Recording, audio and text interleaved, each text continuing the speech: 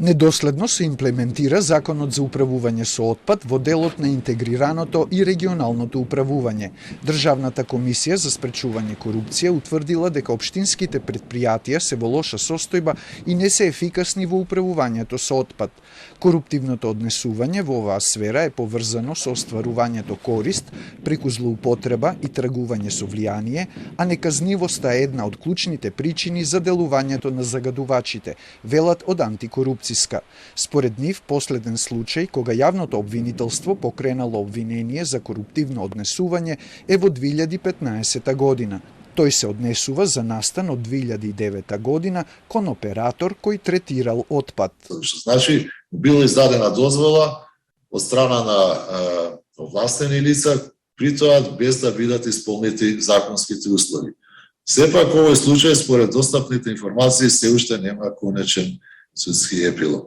Според документ од 2019 година на Евростаи, согласно законот, Министерството за животна средина и општините се должни да ги затворат и рекултивираат 54 диви депонии кои се уште постојат, а ја загадуваат животната средина. Дополнуваат од антикорупцијска. Нема контрола на увозот на отпад од странство.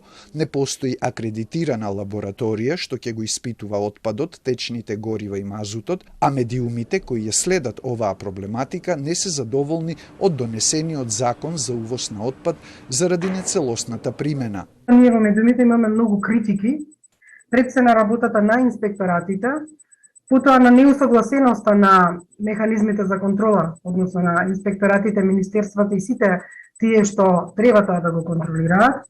А од комуналните претпријатија и од инспекторатот за животна средина велат дека работат транспарентно, но и дека имаат проблеми. Недоволен број на ресурси за инспекцијска и административна поддршка.